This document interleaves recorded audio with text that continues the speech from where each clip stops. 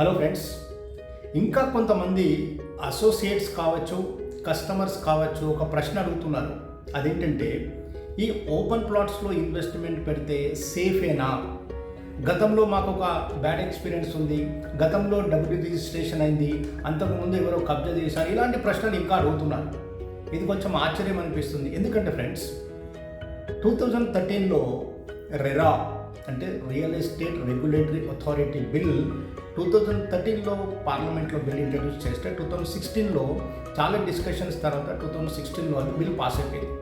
So RERA అంటే ఏంటి friends? ఒక బ్యాంకింగ్ సిస్టమ్కి ఆర్బీఐ ఎలాగో, ఒక టెలికమ్యూనికేషన్ సిస్టమ్కి భారతదేశంలో ఒక Troy telecom regulatory authority of India ఎలాగో, ఒక ఇన్సూరెన్స్ సెక్టార్కి ఐఆర్డిఏ ఎలాగో, సో ఇవన్నీ కూడా ఆర్బీఐ కావచ్చు, ట్రాయ్ కావచ్చు, లేకుంటే ఐఆర్డిఏ కావచ్చు, ఇవన్నీ కూడా రెగ్యులేటర్స్.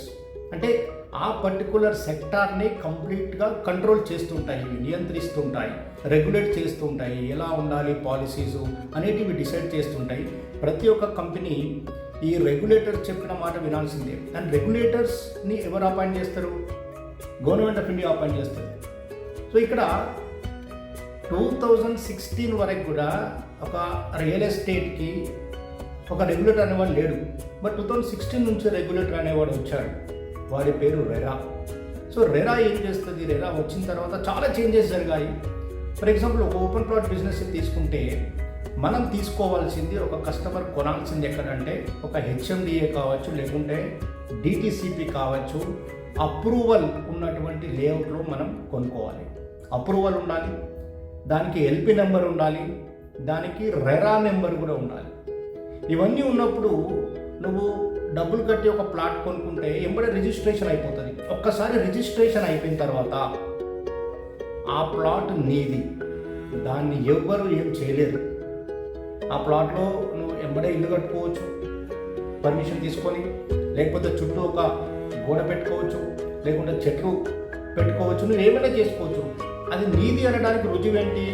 రిజిస్ట్రేషన్ ఆఫీస్ నుండి నీకు వచ్చినటువంటి సేల్ డీడ్, అది నీది అని అక్కడ రాసి ఉంటుంది.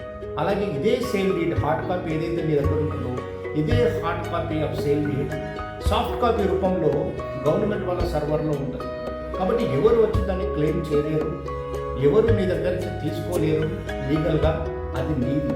సో ఈ పాయింట్స్ ఏదైతే ఉన్నదో కస్టమర్లకు అర్థం అవ్వాలి. అలాగే అసోసియేట్లకి ఎవరికైతే ఈ క్లారిటీ లేదో ఇది మీ కస్టమర్లకు కరెక్ట్గా చెప్పాలి. అయితే కస్టమర్లు గుర్తుపెట్టుకోవాల్సింది ఏంటంటే, దానికి కరెక్ట్ అప్రూవల్ ఉందా, డిటిసిపి కానీ హెచ్ఎండిఏ కానీ వేరే ఇతర బాడీ నుంచి అప్రూవల్ ఉందా, ఎల్పి నెంబర్ ఉందా, అలాగే రెరా నెంబర్ ఉందా, ఎంబడే రిజిస్ట్రేషన్ అవుతుందా, ఇవి తెలుసుకొని మనం భయపడకుండా మనం ఇన్వెస్ట్మెంట్ చేయొచ్చు. డెఫినెట్గా అదొక సేఫ్ ఇన్వెస్ట్మెంట్ అని ఖచ్చితంగా చెప్పచ్చు. All the best. Hello friends, ఈ వీడియో కనుక మీకు నచ్చితే మీరు ఒక లైక్ కొట్టండి, షేర్ చేయండి, అలాగే సబ్స్క్రైబ్ చేసుకోండి. రియల్ ఎస్టేట్ సంబంధించిన ఇన్ఫర్మేషన్ అంతా కూడా మీకు రెగ్యులర్గా ఇస్తూ ఉంటాను. Thank you.